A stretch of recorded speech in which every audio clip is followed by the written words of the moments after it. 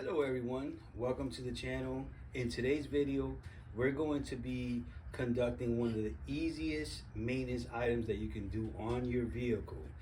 We're going to be doing an oil change on this 2011 Ram 1500 4.7 liter. So let's get at it. So obviously the first thing you want to do is you want to go ahead and pop your hood, which we've already done and we have open already. So you'll come here and you'll pop your hood on this latch. You'll just pull back on it. Once you have your hood open, you'll be able to access your oil filler cap, which is this little cap right here, which you'll need to refill. Also, it helps in the draining process. If you have it off, it tends to drain faster. So just to articulate how easy this project is, you don't really need a lot of tools. A 1/2-inch socket. I have an impact socket and I'm using a power ratchet tool because I've already tried to loosen the bolt, the drain bolt by hand, and it seems like whoever did the oil change the last time just put it on too tight.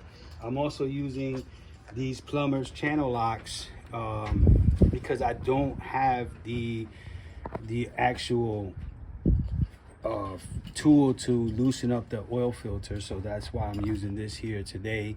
But it's pretty simple. I mean, really you would just use a ratchet with a 1/2-inch socket for this vehicle, and if you had the oil filter tool, you would use the oil filter tool. All right, so now we're going to come down under the vehicle, which we have jacked up and we have on jack stands, and we're going to go ahead and loosen and remove the drain plug, this bolt that's right here.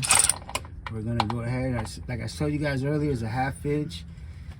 Get it on there. The only reason I'm using the power tool is because whoever did the oil change before just tightened it. It's way too tight. So I'm gonna go ahead and get this, break that, and we're gonna go ahead and start draining the old oil out of here. So I make a mess. There we go. So you see how dark that oil is? It's actually pretty dark. It was way overdue for an oil change. And judging by the sticker on the windshield, it definitely is like 3,000 miles overdue. And that's why you have that dark, real dark oil.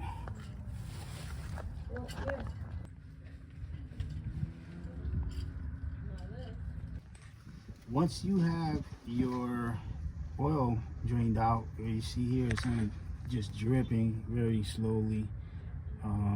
Didn't take very long. You want to go ahead and put your drain plug back in. This bolt that I'm screwing into the oil pan. I'm going to go ahead and do that. And then tighten it up. Hand tight now. Doesn't take much torque, but I don't know the torque specs. But really, you don't have to tighten it too tight. Maybe a 1/2 turn after you get it hand tight, just to make sure it's on there. So here's your oil filter. It is towards the front of the engine, right underneath where the serpentine belt goes on the pulley that's on the crankshaft. And we're going to go ahead and loosen that up. And like I said, I'm using the channel locks because I don't have the actual tool for the oil filter. All right, so we're all set. We've poured our oil back in. We got the clean oil in there now. The owner's manual for this vehicle calls for 6 quarts, and that's what we put in. So when we check our dipstick, which is the last thing you want to do, is you want to make sure that the oil level is correct. It should be on point. So let's see.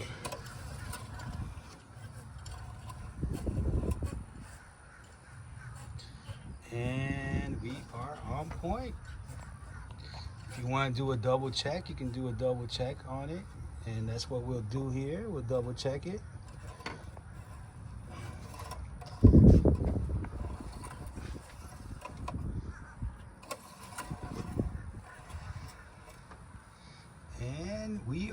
exactly right where we need to be.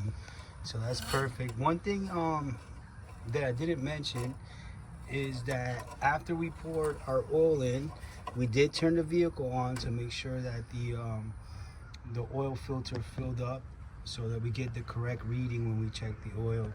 But that's pretty much it. This is our first video. Hope you enjoyed it, and want to give credit to my son who's been recording. He's been the one on the camera, and hope everybody enjoyed it. Please like and subscribe if you enjoyed it, and we'll be having more videos coming soon.